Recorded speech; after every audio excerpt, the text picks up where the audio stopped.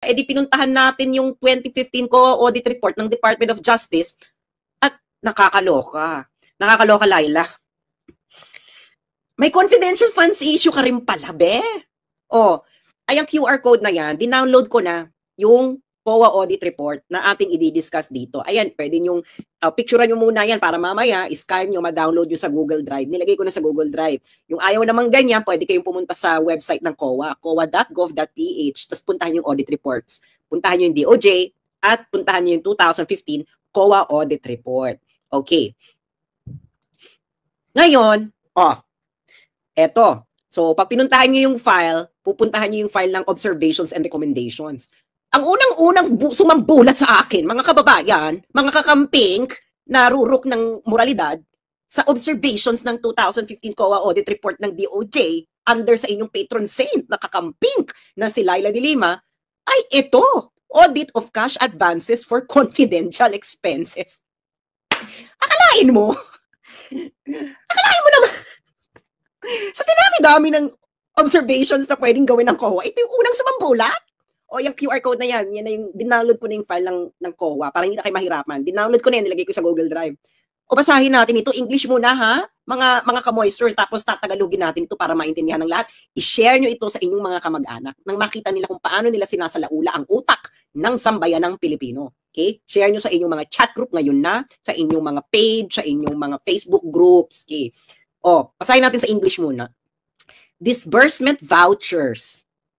Ay, parang dapat Laila de Lima. Disbursement vouchers covering cash advances for confidential funds aggregating 91,896,060.75 as of December 31, 2015 were not submitted to the COA audit team leader for post-audit, contrary to Section 6.1.8.4 of Joint Circular Number 2015-01, dated January 8, 2015. Ito na nga bang sinasabi ko, anak ng pating at tinapa at patis. Malinaw, tagalogin natin. Okay, ano yung disbursement vouchers? Ito yung disbursement vouchers, ito yung authorization. No? Ito yung dinidiscuss nila ngayon sa Kongreso, yung disbursement vouchers. Bakit walang disbursement vouchers ito, Emerut? Nasaan si Mary Grace Piatos? Ay putang ina, kayo mga kakamping, hindi na kayo nahiya sa mga balat ninyo? 91.8 million? Walang disbursement vouchers? Oh, ano ba yung Joint Circular Number 2015-01 dated January 8, 2015? Oy, Franz Castro, di ba ang hilig mong i-quote yung Joint Circular ng 2015? Emerut na na-violate. Hindi na-violate ang Joint Circular Number 2015-01. O ito, sabi na ng OWA, violation daw ito ng Section 6.1.8.4 ng Joint Circular Number 2015-01. Bakit hindi ka nagsasalita? Franz Castro, kayo sa Makabayan Black.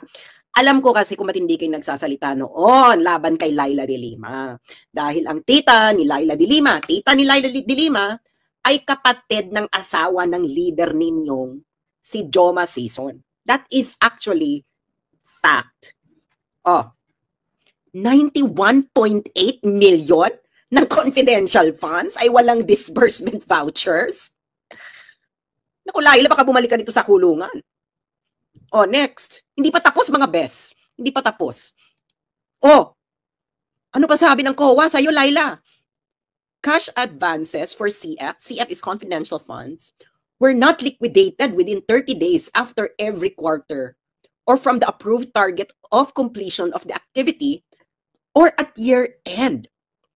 Contrary to Section 62.2 of Joint Circular Number 2015-01.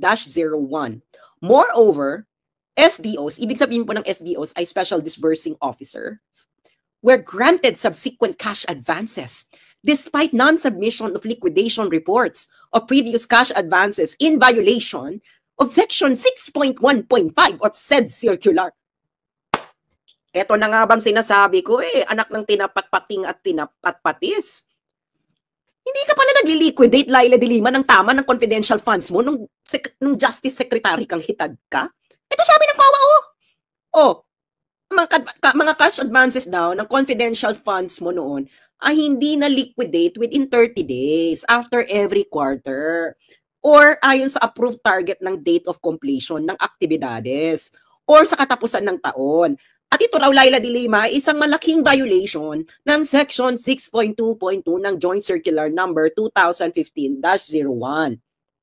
Ayan ang QR code nung SCOA report. Pwede nyo i-fact check o yung mga nanonood ng mainstream media. Kung hindi kayo nabubusalan, dapat ibalita nyo to. Dahil kung hindi nyo ito ibabalita, ay wasak na naman kayo. Wasak na naman ang credibility ninyo. O, di ba?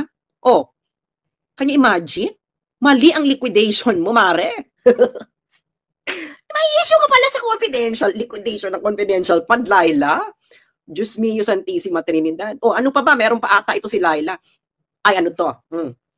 O, meron na naman ang observation ng COA, 2015 COA audit observations ng DOJ. Verification and analysis of the account advances to Special Disbursing Officer showed that from January 1 to December 31, 2015, cash advances under the confidential fund were granted to Special Disbursing Officers or SDOs in the total amount of 173,755,064.92. Okay. Of this amount, only 49,943,81.57 was liquidated, as evidenced by the transmittal letters received by COA ICFAO, leaving an unliquidated balance of 123,811,983.35. Anak naman to ng Sara. Laila, may violation na, ba yan? 123.8 million ay hindi liquidated sa confidential funds mo noong pagkatapos ng taon, December 31, 2015. Oh, tangina, what in the hell? Mary Grace Piatos is this sorcery, Laila? Oh, transmittal letters, okay na pala sa liquidation nung panahon mo, te. Eh, pareho lang naman ang sinusunod din yung batas. Oh, pero ikaw, 123.8 million, hindi liquidated ang cash advances. Ano to? Asan yung perang yan? Oh, alam ko na isasagot nyo dito na hindi, Sans, niliquidate naman pagkatapos nasita ng COA. Wait, so may pwede palang ganun. Pwede palang i-liquidate afterwards, masita ng COA. O di ba yun ang minabato nyo kay Sara? Na hindi proper yung liquidation? O ikaw dito, 123.8 million? Ate Laila, ano ba to? Frailties of a woman din ba ito? O, malinaw naman ang sinabi ng COA. O, December 31, 2015, meron kang 123.8 unliquidated. Oh, bakit? Anong pinagpuputok ng butchi mo dyan, Laila? Eh, pwede palang transmittal letters din. 14, oh, kita mo na. Ano yan? Bakit ka masyadong noisy? Ate Laila, mga kakamping! Kailangan matining ang boses natin para katulad natin sila mga pa-virgin. Di ba ganyan sila magsalita? Nasaan si Mary Grace Piatos? Actually, nasaan ito 123.8 million na unliquidated sa confidential funds mo sa Laila? Madam Laila, hindi po ito fake news. Paki-download po mga kababayan, no? Ang COA report, ayan na ang ating QR code. Asan ito, mga Bex? Oh, ano na, mga kakampings? Ikukulong din ba natin si Laila? Okay lang naman ako na ikulong si Sara, pero sama sila. Di ba? Hindi mo pwede ikukulong si Sara, si Laila malaya. Hindi pwede, dapat sabay. O, di ba? Di ba? Dapat sabay. Dapat tama, di ba? Kung ikukulong si Sara dahil sa confidential funds, dapat si Laila din ikulong. O, pwede sila doon, magsama sila. Kung gusto ninyo, okay lang naman sa amin. Di ba? Pero hindi po pwede. Yung sasabihin ninyo, hindi ginagamit lang namin si Sara as example. Mali kayo dyan. Ang example, dapat yung mas malaki na violation. Diba? 123.8 million ang liquidated nung December, pagkatapos ng taon sa Laila? Bakla ka na. Ate, ano ba yan? Ewan ko ba, paki-share to, mems, para paki-share nyo na to para malaman ng mga kamag-anak nyo sa Pilipinas ang totoong nangyayari. 123.8 million. Laila, confidential funds mo. Hindi liquidated. O, yung 49.9 million, transmittal letters lang? Ha? Pwede na pala yan? Pag kayo pala, kayo mga kakamping, pag mga kakamping ninyo, ha, makinig kayo sa akin mga kakamping, ha, pag kakampi ninyo, pwedeng transmittal letters. Oh, transmittal letters, pwede. Pero pag hindi ninyo kakampi, hindi po pwede yung transmittal letters. Oh, pwede pala sa inyo yan na may unliquidated na confidential funds. 123.8 million. Oh, bakit hindi dapat? Bakit kayo hindi nagagalit dyan, mga kakamping? Ano yung moralidad ninyo? Tapos kami mga Dutertista yung sinasabi ninyo na, ano to? Wala kami moralidad? Ate, hindi kami naglilinis-linisan. Hindi kami mga pa-virgin pokpok. Ang mga Dutertista, hindi pa-virgin pokpok.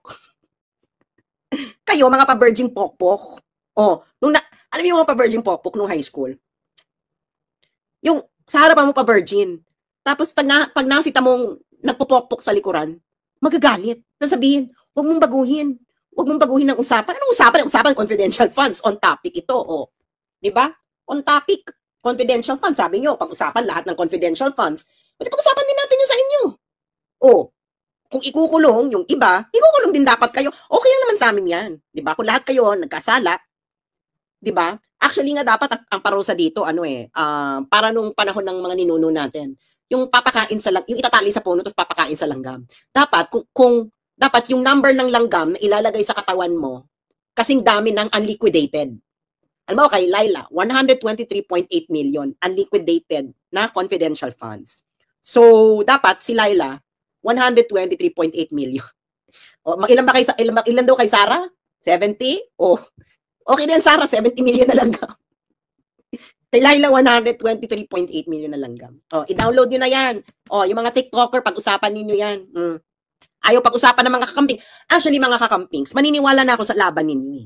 Maniniwala na ako. Actually, parang sabi ko nga, my God, napakadangal naman ng mga kakampings. Sila na ang rurok ng intellectual and moral evolution sa Pilipinas. Actually, parang gusto ko nang bumaliktad, ganyan. Kasi nga parang, shit, yung kakampings na lang talaga ang maaasahan natin para sa moralidad. Hinihintay ko to na ilabas ninyo kakamping. Hinihintay ko na parang gusto ko, alam mo yung pag sinigaw nyo no, na, si Sarah ikulong. Tapos sisigaw nyo rin, dapat si Laila din ikulong, siguro. Siguro nag-let Lenny lead. Siguro nag-let Lenny lead kami, no? Diba? Pero hindi ganun ang ginawa ninyo. Kaya alam na namin yung mga galawang ganyan. Yun yung mga galawang do as I say, but not do as I, don't do as I do. Do as I say, but don't do as I do. Ibig sabihin, pa-virgin pokpok. Download nyo na yan. Laila, dito fake news. Galing to sa COA audit report ng 2015 ng Department of Justice. Huwag kang magmaang-maangan dyan. Pasalamat ka, kakampi mo ang Kongres. Pasalamat, kasi mautak din to si Laila, no? Patapos na kasi to, 2015, 2016, tumakbo siyang senador. So 2015, si ate mo, nag-resign niya ng October. Siyempre, hindi na siya mahabol. Hindi na siya DOJ secretary.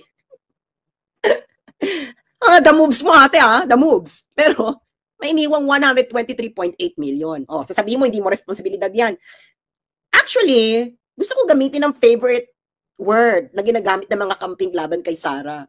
Command responsibility. Hindi, may command responsibility dyan si Sarah kahit sa pag-withdraw ng pera sa land bank. Kasalanan niya yan. Ina-apply lang naman namin ang inyong intellectual framework. Hindi ba? Bawal pala yan. Kayo lang pala ang pwedeng mag-apply niyan. Aba, ano to? Ang birth certificate ninyo, mga magulang ninyo, si Mama Mary at si Papa Jesus. Hindi ganon. Okay, next. Okay. Ano na tayo, mga be? Ano na tayo? Escalating tayong ama. Tip of the iceberg lang yan, pero nakakapagod na mag-research. Ang dami nyo kasing kabalustugan. Diba? Eto na. Okay. Ano na ang ating next topic? Okay. Ang next topic natin ngayon, pera uli, proper liquidation. O yung mga kaka-tune in lang, no? Paki-share ito sa inyong chat group, sa inyong kapamilya, para malaman nila, lalong-lalo na tong next lalo-lalo na tong next topic. Kasi ang next topic na to, lalo na kung may mga anak kayong nag-aaral sa UP, Diyos mio, Santissima Trinidad. Lalo na, o iniisip yung papasukin yung anak ninyo sa UP. Okay? Push nyo to, lalo na kung may mga, may mga kamag-anak kayong mga Gen Z na UP na moral, pero taga UP. Ito ang naaayon. Okay. Okay, are you ready? Okay. Usapang pera ng bayan. Sino ba yan? Itong si Raul Manuel, taga-UP yan. Ano daw, pera ng bayan, pera ng taong bayan, emerald. Okay, so, ako naman, ang dami-dami ngayon nagsasalit ng taga-UP, lalo na yung mga taga-UP, ang hilig manlait ng mga Duterte supporters. No? Wala daw tayong moralidad. Diba? Sila rin yung mahilig maghanap kay Mary Grace Piatos. Sino ba yung si Mary Grace Piatos? Diba? Yung mga tipong, kailangan ang pera ng taong bayan ay fully accounted. Emerald, transparency, accountability. So ako naman, dahil ganyan kayong mga taga-UP na nagsusulat sa dyaryo, nag-iingay sa social media, diba? Diba parang, wow, nakakamangha naman tong mga taga-UP, UP professor, UP graduate, UP politician, UP emerald, diba? So, tininan ko naman ngayon kung ano ba ang practices sa UP dahil baka naman pwede tayong makapulot ng aral. Diba? May napulot nga akong aral. Okay, so nakita ko yung 2021 COA Audit Report Observations ng University of the Philippines System. Again, magda-download nyo to sa website ng COA, no? Puntahan nyo yung audit reports, tapos puntahan yung 2021 State Universities, UP, University of the Philippines System. Para hindi kayo mahirapan, dinownload ko na yung file na yan at ilagay ko sa Google Drive. O tininan ko, no? Baka naman makapulot tayo ng inspiration sa University of the Philippines, di ba? Na ang mga estudyante, guro, graduates, politiko, ay sila ang may pinakamalinis na puso para sa bayan. Okay. Ay! May napulot nga akong aral. Actually, gusto ko itong matutunan, Okay. Ito ang gusto ko talagang ma-master eh. Kaya nga, parang feeling ko gusto ko lumipat ng UP. Sabi sa COA Audit Report ng University of the Philippines System, 2021 ito, prior and current years cash advances and receivables totaling 31,359,669.41 and 1,938,993,040 and 69 cents, respectively, remained unliquidated for over 10 years and 6 years, respectively, as at year-end, contrary to Section 89 of PD number 1445, item 5.1 of COA Circular numbers 97-002, 2007-001, and 94-013. Okay, may pinaliwanag ang COA. Section 89 of PD number 1445 provides that no cash advance shall be given unless for a legally authorized specific purpose. A cash advance shall be reported on and liquidated as soon as the purpose for which it was given has been served. No additional cash advance shall be allowed to any official or employee unless the previous cash advance given to him is first settled or a proper accounting thereof is made. Okay. So dapat daw, ang cash advances, ayon sa batas, ang cash advances daw mga mare, ito natutunan ko dito, moral lesson to, moral of the story. Ang cash advances daw, dapat pagkatapos ng taon, fully liquidated. Yan daw ang batas. Pero gusto kong matutunan sa UP, sa mga estudyante nyo dyang noisy, na parang feeling mo sila na arurok ng intellectual at moral evolution sa bansa. Kayong mga guru dyang profesor, at ang kala ninyo, gusto kong matutunan to, paano ba ito, na for over 10 years, ay meron kayong 31.3 million na unliquidated na cash advance. Ay putang ina. For over 10 years, 31.3 million, hindi nyo na-liquidate. Tapos, for over 6 years, cash receivables, 1.9 billion, hindi nyo ni-liquidate. Cash advances and receivables. Ito na nga bang sinasabi ko eh. Ito na nga bang sinasabi ko sa inyong mga OFW. Makinig kayo mga OFW. Kayo mga OFW, hindi lang kayo makapag-liquidate ng 1 Hong Kong dollars or 50 cents, bubugbugin na kayo ng amo ninyo. Ito nang sinasabi ko sa inyo, mali ang pinasukan ninyong trabaho. Dapat pumasok kayo, magtrabaho kayo sa UP. Pwede pala to eh. Walang nabibitay? Wala makukulong sa inyo? For over 10 years? Over 6 years? Ganyan ang kalakaran ninyo?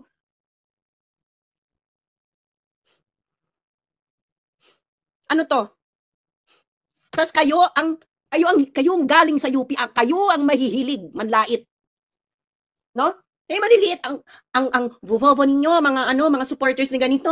Wala kayong utak. Ganito, kayo ay ganito nang magnanakaw. Ay puta. O paglalaki nyo, UP kami, ganito kami ang rurok ng intellectual at moralidad sa Pilipinas.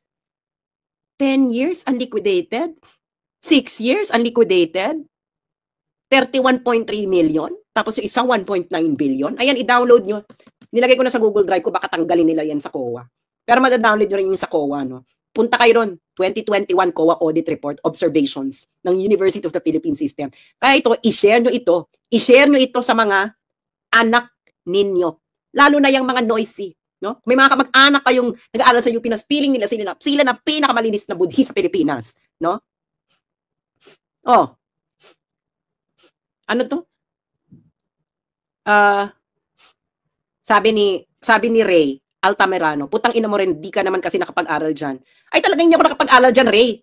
Kasi kung ang matututunan ko lang sa UP ay hindi mag-liquidate ng 31.3 million cash at 1.9 billion cash na 6 years na 10 years, wag na lang. Wag na lang ako mag-aaral dyan. Kayo. Mumurahin mo ako. Bakit ako mumurahin? Paaralan mo. Ray, diyan ka nag-aral sa UP? Asan yung 31.3 million? Ilabas nyo yan. Asan yung 1.9 billion? Ilabas nyo yan. Sabi ni Ray, bobo ka kasi siguro kasi di ka nakapasa sa UPCAT. Ray, wala pong pakialam ang buong mundo sa UP. Ako po ay nagtapos sa Netherlands. At yung eskwelahan ko po sa Netherlands ay wala po siyang issue na ganito. Wala po siyang issue ng korupsyon na ganyan. State University din naman sa Netherlands. Diba?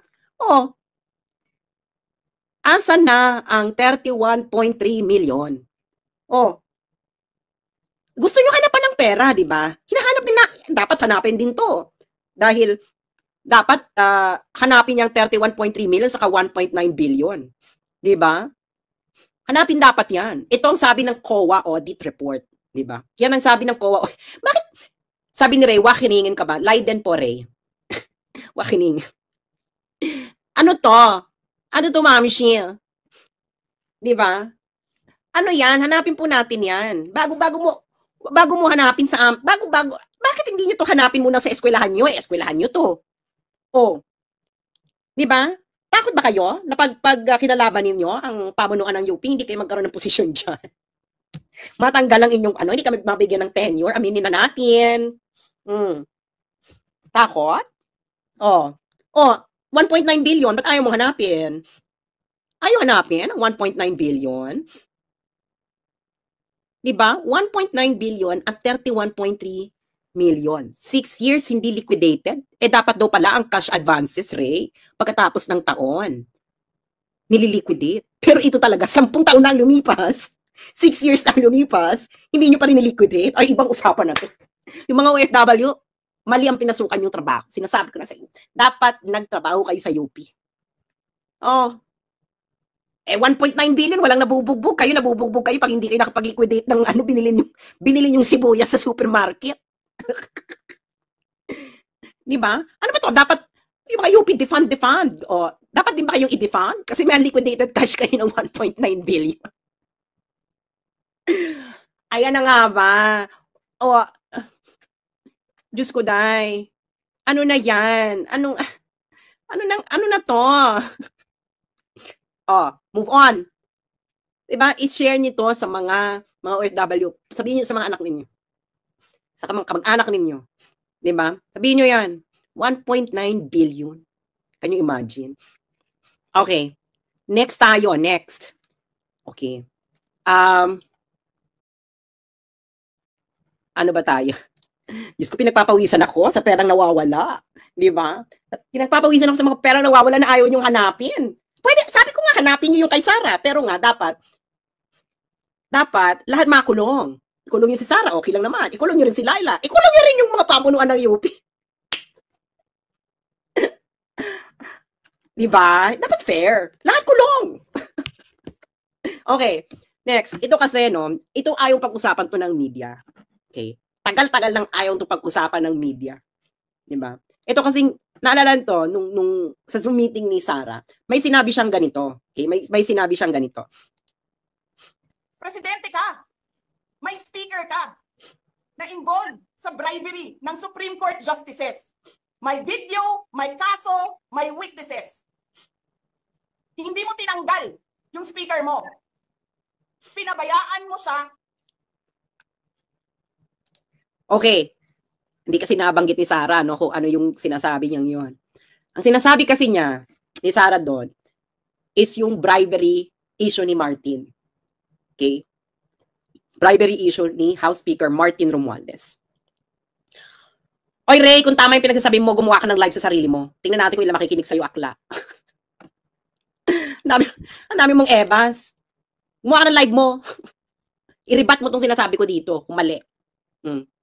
Anyway, so balik na tayo kay, ano ba naman si Ray? Diyos ko, Loy. Akla, Ray, marami ka pang kakaining bigas bago ka makipagbardagulan sa akin. Okay. Okay, punta na ngayon tayo kay Martin Romualdez. Okay. Ano ba yung bribery issue na sinasabi ni Inday Sara? Ano yung sinasabi niya? Okay. Ray, magpalagay ka muna ng kipay. We're not on the same level. Okay. Etong kasong ito, hindi si Martin ang dinemanda. Lilinawin natin lahat yan. Hindi si Martin ang dinemanda. So, ano ito? Ano tong kasong ito? Ito ay kaso ng 26 Capital versus Tiger Resort Leisure and Entertainment Incorporated na isinampa sa Delaware, United States. Okay. Yang Tiger Resort, okay, yan ay ang kasama dyan ng Universal Entertainment. Sila ang behind Okada Manila. Okay. Ngayon, itong kaso na to, isinampa ng 26 Capital versus Tiger noong July 31, 2023. Okay. Sinampa ng 26 Capital. Yung 26 Capital, okay, ito ay isang kumpanya sa United States. Okay. Kumpanya siya sa United States. Kaya doon siya nagsampa ng kaso sa United States. Okay. Now, anong gusto ng 26 Capital? Okay. Ang gusto ng 26 Capital sa Tiger is tinatawag na specific performance of closing the special purpose acquisition company or SPAC between 26 Capital et al. And Tiger. Ano yung special purpose acquisition company? Kasi itong Okada, this was the time na gustong magpa-enlist ng Okada sa Nasdaq. Okay. At yung 26 Capital, yung parang ka-deal nila doon. Ka-deal nila yung 26 Capital. Now, hindi natuloy yung deal. Okay? Ngayon, itong kasi nga nagkagulo sa Okada, is research nila yung kagulo sa Okada noong 2022. Yung 26 Capital, hindi, ituloy na natin. Kailangan ituloy ang merger. Okay. Ngayon, ang tanong ng karamihan, ano kinalaman dito ni House Speaker Martin Romualdez? Eto na. Ihimay-hamayin na natin. No?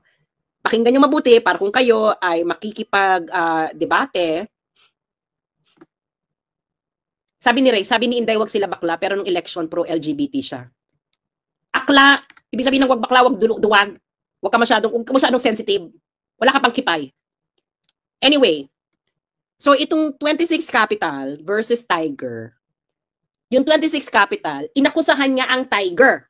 Okay? Inakusahan niya ang Tiger na sila ay nag-bribery kay Martin Romualdez para impluwensyahan ang Philippine Supreme Court para makuha uli ng Tiger ang kontrol ng Okada. Kasi nag-aaway ang mga Hapon. May away ang dalawang grupo ng Hapon sa Okada. Okay? Si Okada 1, si Okada 2. Ngayon, yung Supreme Court, parang sa haba-haba ng away nila, napunta kay Okada 1, yung original. Ngayon, si Okada 2, gusto niyang mabawi. Okay? Mabawi. Ay, hindi.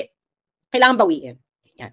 So, yung Supreme Court kasi, nag-ano siya ng decision na status quo ante. Ibig sabihin, yung ownership ni Okada 1, yung kanyang role, ay ibabalik. So, ngayon, dahil sa decision dito ng Supreme Court na noon, magkakaroon ng effect ito sa 26 Capital, sa deal ng 26 Capital at Tiger.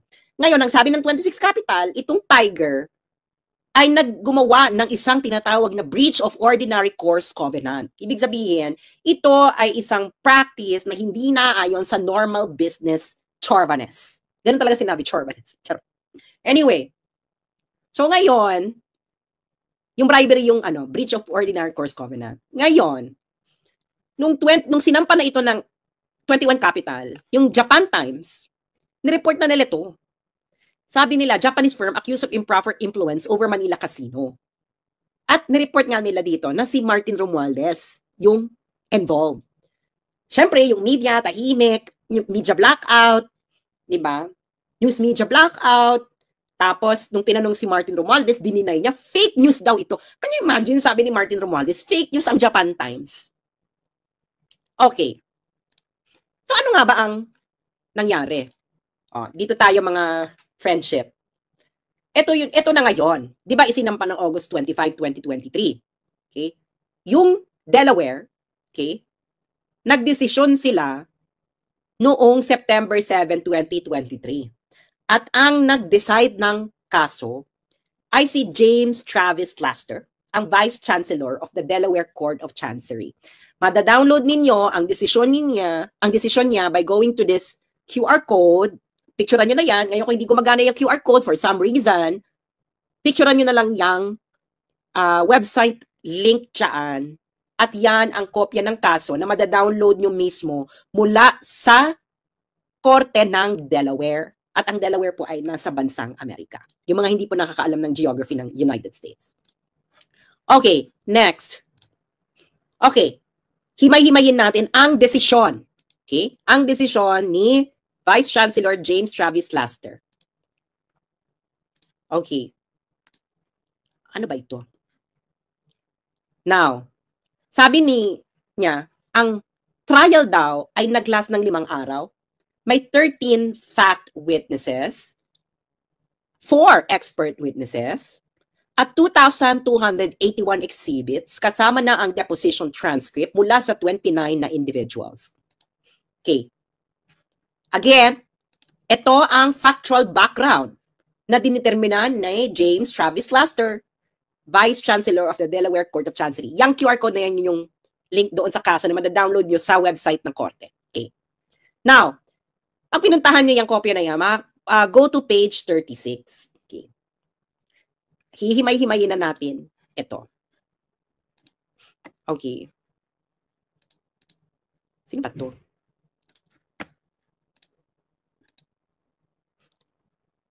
Ano ba itong si Aklang? Diyos ko naman to si Ray. Ray, may Google. Mag-Google ka. Google ka, be. Aral. Ito ngayong si James Travis Laster. Itong sinabi niya. Yung Universal and Casino Corporated initially tried to regain control of the casino. Ang casino dito yung Okada. Casino ko is a substitute name for Tiger. Okay? Gusto daw ng Tiger na ma-regain uli ang control ng Okada, katulad ng sinabi ko sa inyo, using the judicial process. Okay. Ngayon, yung Tiger, nag-file na sila ng emergency motion for reconsideration sa Philippine Supreme Court. Okay? So, final nila yan, pero noong June 9, 2022, pero ang Supreme Court, deadma. Okay, deadma ang Supreme Court. Okay. So ngayon, noong June 3, 2022, itong si Michelle Lazaro suggested an alternative to the judicial process. Tandaan niyo yung pangalan na Michelle Lazaro. Sabi ni Michelle Lazaro, sa madaling salita, nag-suggest siya sa Okada, sa Tiger, na, ay, mga Mars, may naisip akong ibang paraan. Hindi judicial process. Okay? Kasi itong si Lazaro noon, siya ang director ng Tiger. Okay? Tiger yun yung gustong makakuha uli ng kontrol lang. Okada, kay Okada 1. Si Okada 1 yung matandang Okada. Si Lazaro, si Michelle Lazaro, corporate secretary siya ng Tiger. At ang isa pang director ng Tiger, si James Lorenzana, ay umiikot daw, moving in elite circle ng Pilipinas. Okay? Ngayon, okay? Itong si Michelle Lazaro, sabi ng judge yung nagsabi nito after assessing evidence, si Michelle Lazaro ay nag-email sa isang nagngangalang Asano, hapon ito, at Takeuchi. Okay. At isa pang Universal Director. Universal Director, ito yung parent company ng Okada. Ang sabi ni Lazaro, Michelle Lazaro, siya raw, si Michelle, at si James Lorenzana, ay may relasyon, okay, sa isang common friend at isang key person sa Pilipinas na tumulong na dati sa Universal noong nakaraang mga taon. At siya raw ang pinakamagandang option para sa Universal. Para ma-regain uli nila ang control ng Okada.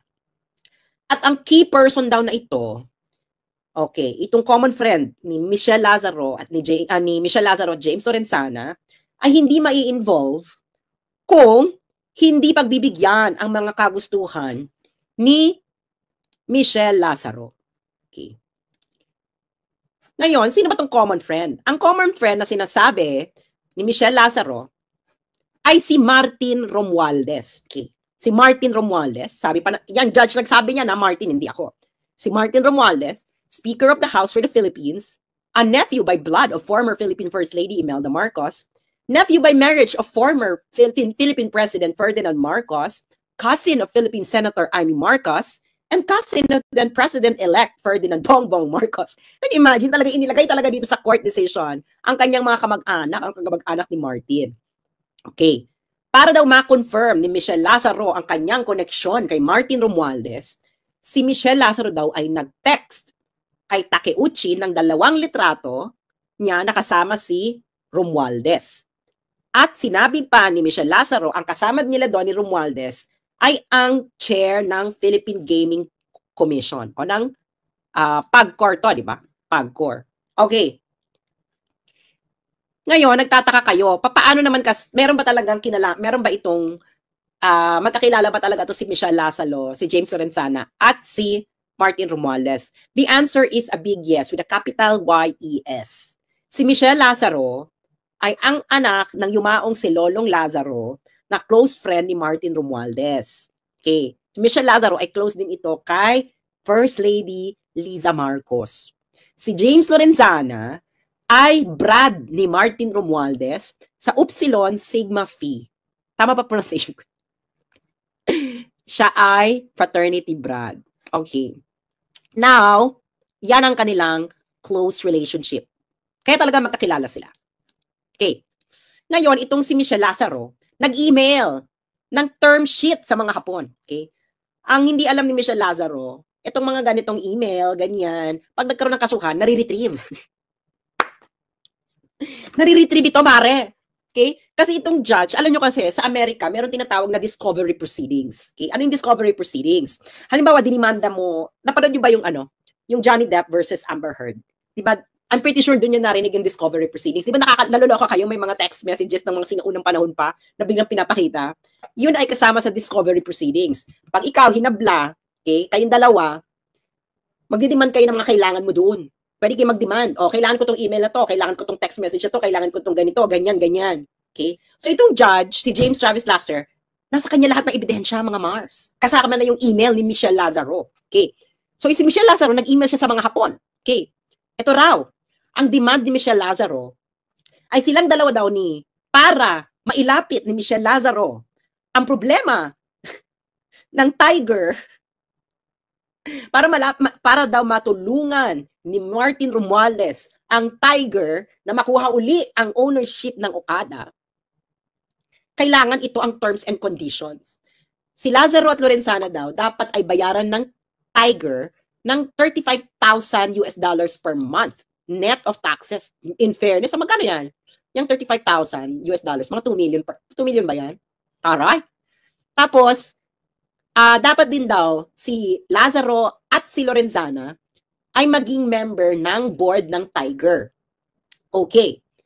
At dapat, yung committee key officer daw ng Okada ay dapat daw isang nagngangalang Yip at Van der Sande. Okay? Kailangan din daw taasan ng kanilang sweldo. Ganyan. So, yun ang mga conditions. Okay? So, yung mga nakikita nyong JX656, yan ang link doon sa evidentiary support, yung email mismo. So, ngayon, itong si Fujimoto, okay, pinirmahan niya yan. Executive yan ng Universal. Pinirmahan niya yan. Ayan, nandyan. Nakita yung JX656, yan ang reference sa evidence sa sinabmit sa korte sa Delaware. Kaya nga sabi ko sa inyo, punta tayo ng Delaware, kunin yung lahat ng kopya ng ebidensya. Okay. Ngayon, kasama daw sa plano, di ba yun yung terms, no? O ito daw, dapat daw, kasama daw sa plano, the plan for moving forward also involved delivering something to Romualdez. Ang gagawin daw, the head of Universal's overseas operations would make a business trip to the Philippines carrying heavy luggage. That included an item for number 2. Okay. Ang evidentiary support nila dyan ay yung JX725 at 4. Nandun yung lahat ng ebidensya nasa Delaware, nasa korte.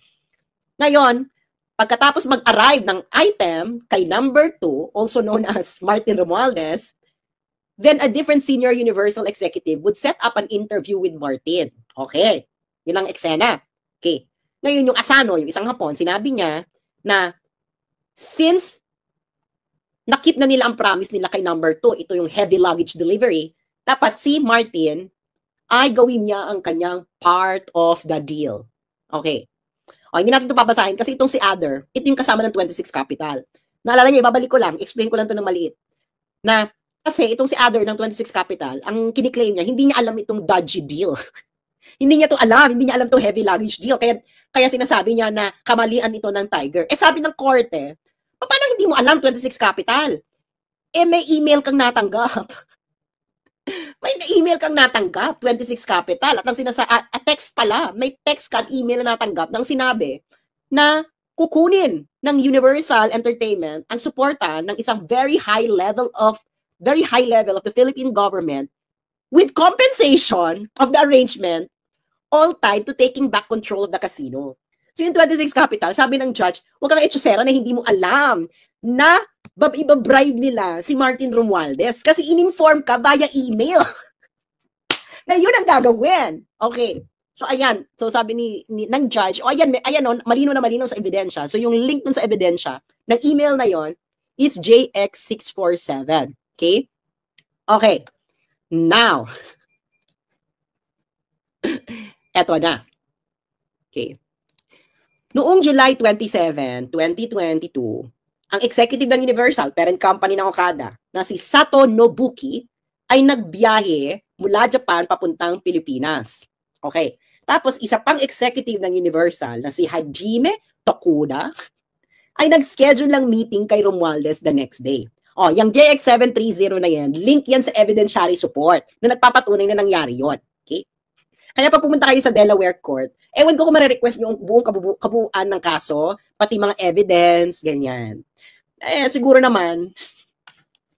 Okay, so ayan, may evidence. Okay. Hindi naman siguro gagawa ng kwento yung judge sa Amerika, di ba? Ngayon, yung meeting daw ni Romualdez at ng mga Hapon ay tumagal ng 90 minutes. Can you imagine, Martin? Kahit pati pag length ng oras ng meeting mo sa mga Hapon, alam nila. Ngayon, para daw i-accommodate ang meeting, ikaw daw, Martin, ay bumalik ka mula sa pag-i-inspect ng isang earthquake disaster area sa Luzon. Okay? Earthquake disaster area sa Luzon. Yung mga nagpapadala po sa akin ng stars, huwag po kayo magpadala ng stars kasi hindi po nagre-remit sa akin ng Facebook. Huwag na po kayo magpadala, wag po kayo. Kanina pa ako nakita na papadala ng stars. Huwag kayo magpadala ng stars dahil hindi sa akin nire-remit ng Facebook. Okay, continue. Ngayon, so bumalik pa siya. Alam niyo itong earthquake na to, nung July 2022, ito yung sa Northern Luzon eh. Galing ata ng Ilocos or Abra nito si Romualdez. So, bumalik. Okay, sa pagkatapos ng kanyang visit sa earthquake disaster, negosyo na si Martin. Negosyo na. Ngayon, yung mga Hapon na executives, binigay kay Romualdez ang sulat ng 26 Capital at Zama na sinasabi na malaking problema kung yung desisyon ng Supreme Court ay hindi mababalik, ay hindi padarating yung tungkol sa ownership ng Okada. Sabi ng mga Hapon, ito ay documented at may ebidensya na kinonsider si James Travis Laster. Gusto ng mga Hapon na gawin ng isang pabor kay Martin Romualdez para sa isang maagang resolusyon ng Supreme Court decision. So ngayon, ang sabi dito, ayon sa na-establish na fact ni James Travis Laster, okay, ng Delaware, may mga evidentiary support ito, Martin, wag kang umarte, ay pagkasabi sa kanya ng mga Hapon, ang sabi daw ni Romualdez, ay tumawag si Martin Romualdez right there and there, ganun siya ka-powerful. Hindi ka man lang nagsabi, Martin Romualdez, I will think about it. Wala nang ganun. Sabi ng mga Hapon sa kanya, Martin, gusto namin ng favorable decision, may heavy luggage. siguro, sa sobrang heavy ng luggage, napatawag sa Supreme Court kagad si Martin Romualdez. Yan ang nakalagay eh. Kagad. Wala kaabog-abog. Wala man lang, Mr. Japanese, hindi man lang nagpakipot. Kaya ito gusto ko kay Martin Romualdez eh. Hindi siya pa virgin pokpok. Yan ang gusto ko kay Martin Romualdez. Hindi siya pa virgin pokpok. Ano talaga siya? Nakalabas talaga ang kanyang halang na bituka. And everyone loves it. Okay? So, sabi ng mga Hapon kay Romualdez, kailangan namin ng tulong. Kailangan namin na ang Supreme Court ninyo ay maglabas kagad ng favorable resolution para sa amin. So, si Martin daw tumawag kagad. Tawag! Hello, Supreme Court! Can you imagine? Nagtawag daw siya at nag-send ng text sa ilang miyembro ng Philippine Supreme Court, including its chairman. Ebidensya ito, mga Supreme Court. Ano masasabi ninyo sa factual finding ng judge sa Amerika? Pati daw chairman nyo noon. Ano bang chairman? Ang chairman ay Chief Justice, di ba? So ilan daw sa inyo, mga Supreme Court Justices, tinawagan ni Martin? Hello? Hello, Hello, meron akong heavy luggage. Ganon. Malamang, di ba? The Universal Executives understood that there were 3 judges involved, with 1 judge on the other side and 2 judges on the other side. So parang nagkabilihan na, nag-emirate na. The Universal Executives reported to their colleagues that the pressure by number 2 must be working. Ano ba yung pressure na ginawa sa inyo, Supreme Court? Dapat magsalita kayo dito kasi sabi mismo ito ng judge sa korte sa Amerika. Pinressure kayo daw ni Martin at tinawagan habang may heavy luggage na palitan. Okay. Yung QR code pa na yan ang desisyon. This goes straight to the court decision na madadownload sa website ng Delaware Court of Chancery. At kung hindi po gumagana yung QR code, ito po yung eksaktong link. So, picturean nyo na lang yan. Ngayon, feeling nila mag-work yung ginawa ni Romualdez intervention kasi nga naman napaka-heavy ng luggage do. So ngayon yung 26 Capital at yung Tiger, nag-go ahead na, Olka, let's do it. Let's close the deal na kasi natulungan na tayo ni Martin Romualdez na mag-pressure ng Supreme Court ng Pilipinas. Di ba? Ngayon, sabi ni Judge James Travis Laster, no one addressed the legality of this type of arrangement in the Philippines. Sarcastic din si Judge Laster, no? Sabi niya, no one addressed the legality of this type of arrangement in the Philippines. It nevertheless appears that Lazaro and Lorenzana brokered a dodgy bargain in which they offered to have Romualdez intervene in return for increased control of Tiger's board, compensation of $35,000 per month, employment agreement for local executives like Yip and Van der Sande, and an item for Romualdez. So, ayun na nga, no? Ayun nga lang, hindi lang talaga sure si James Travis Laster kung legal ba ito sa Pilipinas. Baka nga legal, no? Baka nga legal na i-bribe ang... Anyway, ngayon, eto na. Siyempre, gusto nilang paktagpan ng Universal ang involvement ni Martin Romualdez. Kaya kung naalala ninyo, nung pumutok ito noong August 2023, yung Okada nag-release ng statement, wala pong kinalaman si Martin Romualdez, wala ganyan. Di ba? Ganon, nag-release sila, hanapin nyo yung statement nila. Gusto nila hugasan ng kamay ni Martin Romualdez. Ganyan din ang ginawa ng Universal, ang parent company ng Okada. Ang sabi ng Universal Executive ng mga Hapon, sabi nila, Mr. Judge, yung heavy luggage naman po ay, ang laman lang po talaga nun ay mga papeles. Sabi ng mga Hapon, ito rin mga Hapon na to, no? Alam niyo kayong mga Hapon, hindi talaga kayo marunong magsinungaling. Hindi talaga kayo marunong magsinungaling. Can you imagine ang sinabi ninyo sa judge? Ang sinabi ninyo sa mga judge, sa judge sa Amerika, na ang heavy luggage na bit nyo kuno at binigay nyo kay Martin, ang laman ay mga dokumento. Dahil ang sabi ninyo, wala kayong printer.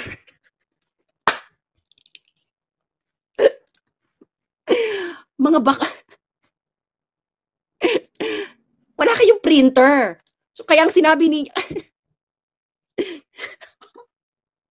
Kayo talaga mga Hapon, hindi kayo marunong magsinungaling. No, napaka-honest ng tao, kahit hindi kayo marunong magsinungaling. Sabi niyo sa judge sa Amerika, na ang dala-dala ninyong heavy luggage, ang laman ay dokumento dahil wala kayong printer.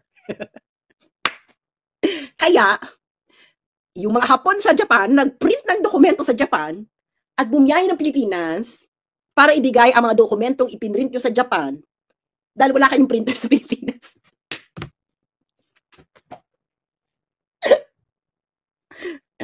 Ay, intindihan niya na. Oh. Honest talaga kayo, mga Hapon kayo. Hindi kayo marunong magsinungaling. Naloka ngayon yung judge. Sabi ni James Travis Laster, hindi credible yan. No? Hindi credible yung excuse na yan. Dahil unang-una, yung lawyer ninyo sa Pilipinas may printer. Yung kumpanya, kung walang printer yung kumpanya nyo, yung lawyers nyo may printer. Okay. Ikalawa, sa Pilipinas, ina-accept ang electronic version daw. Okay? Ikatlo daw, bakit kailangan nyo pa nang i-print ang dokumento? I-final nyo na nga yung mga dokumento. Bago ninyo ma-meet si Martin Romualdez, na-final nyo na yung dokumento. So, i-print yun, ipapakita. Tapos, ika-apat daw, sabi ng judge, sinong pinagloloko nyo? Binabalahura ko na lang, no? Kasi syempre mas diplomatic yung judge. Kasi sabi lang ng judge, ganito ka-diplomatic kasi yung judge. Sabi ng judge, a senior universal executive would not be tasked with carrying documents when a courier would do. So kung balahura version ito, oy, Mr. Japanese, huwag nyo nga akong etchosin. Talaga, pag di-deliver nyo ng dokumento, yung executive, may courier. It's not my practice na yung pinakamataas na tao pupunta ng magbiyahe ng Japan, papunta ng Pilipinas para lang magdala ng dokumento. May courier, tama nga naman. May FedEx, magkano lang naman ang FedEx? Ano ika-apat? Okay, sabi pa ng judge, hindi talaga kapanipaniwala yung etchos ninyong mga Hapon kayo. Kasi sa email ninyo, sa internal emails ninyo, parating yung ginagamit item. Kung documents yan, bakit kailangan item? Pag documents ang dadalhin nyo, sinasabi nyo documents. Pero pagdating dun sa heavy luggage, item. Okay. Tama nga naman, di ba? Paano ngayon ito nalaman ni James Travis Laster? Itong email, discovery proceedings. Okay, may ganyan sa Amerika. So, isasabihin mo talaga lahat yan. Okay. Ngayon, ika-6, sabi pa ng judge, puro kayo code sa inyong internal emails. Ginagamit nyo item, heavy luggage. Tapos, kay Martin Romualdez, ang ginagamit nyo, number 2. Hindi ba? Ngayon, kung court documents lang ito, bakit daw kailangan may mga code? Court documents lang naman ito. Sabi ng judge. At finally, eto na talaga, no? Sabi ng judge.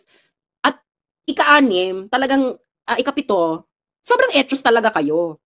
Kasi, noong minute ng mga Hapon, si Martin Romualdez, pinakita nila yung letters. Ang pinakita nila kay Martin Romualdez ay letters ng 26 Capital, yung naghabla dito sa korte, at ng Zama. Tungkol sa deal, mapupunta sa peligro dahil nga yung Supreme Court baka hindi mag-release ng favorable decision as soon as possible. Yung mga sulat naman na yon, ay hindi naman mabigat. So, kaya ang sabi ni Judge Travis Laster, kaya, wag nyo akong etchosin. Yung heavy luggage na yan ay bribery.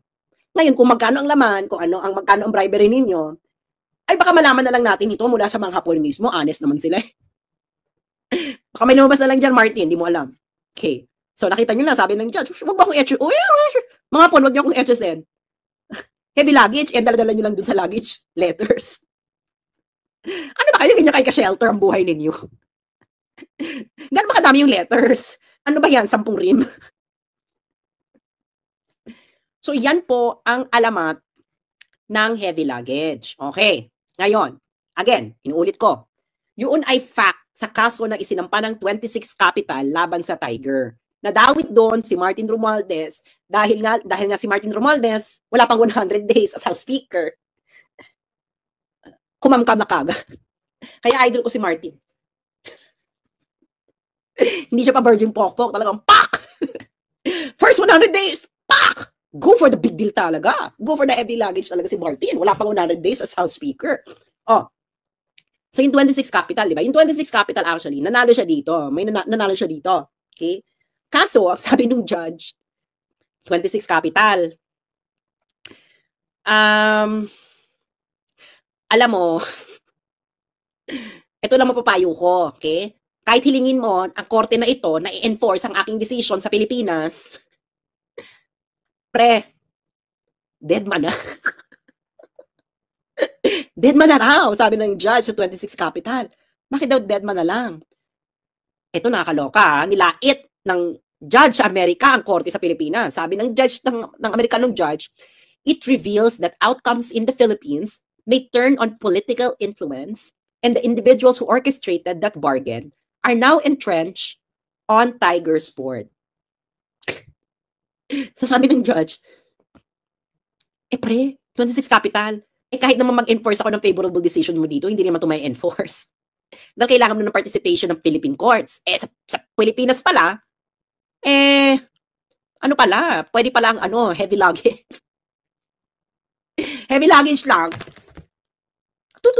Hello, justices of the Supreme Court. Ganon. Imagine, nilait kayo ng mga justices sa Pilipinas, nilait kayo ng Amerikanong judge. So, kaya ayon ang storya ng heavy luggage. Okay? Kung gusto nyo itong mabasa, okay, nang walang over-dramatization ko, i-download nyo to, click, or puntahan nyo tong link ng website na ito, at pumunta kayo sa page 36 ng decision. Okay? Yan mismo ang kopya ng decision ni James Travis Laster, Vice Chancellor ng Delaware Court of Chancery. So, ngayon, ano nang gagawin natin sa mga to? Lahat ng diniscuss natin dito. Deadma tayo. Deadma tayo dito, mga kakamping. Congress, deadma kayo. So, mga kakamping, deadma sa confidential fund issue ni Laila. Yung mga aktivista, deadma kayo sa ilang bilyong unliquidated funds ng UP system.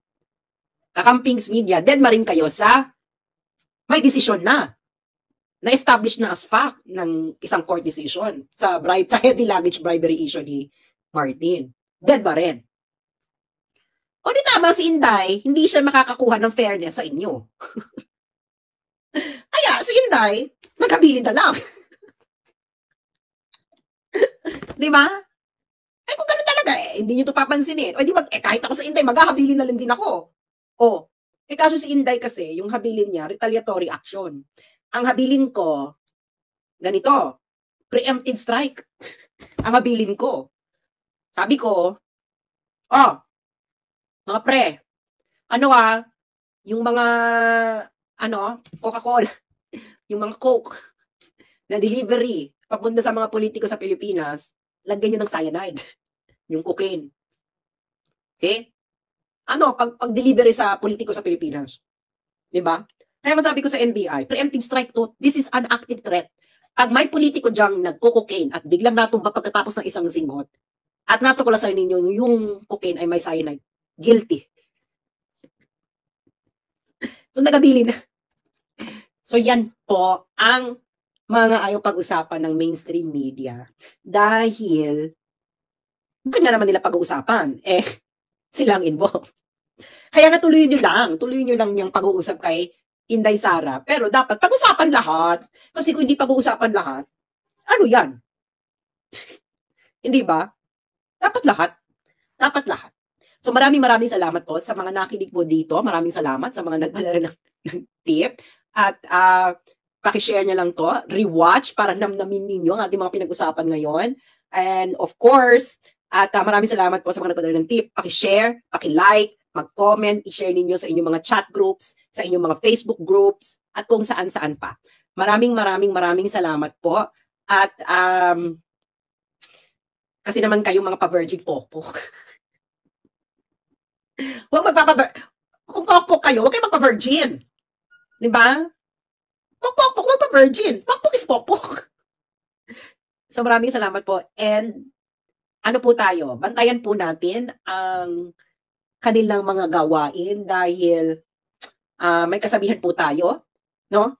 bago mo salagin, bago mo tanggalin ang muta sa mata ng iba, tanggalin mo muna ang muta sa mata mo. Tama? Parang may muta pa ata ako. Charot. Maraming salamat. Paki-share sa inyong mga chat group, Facebook groups. Papanoodin nyo sa inyong mga pamilya, sa inyong inuman. Maraming salamat.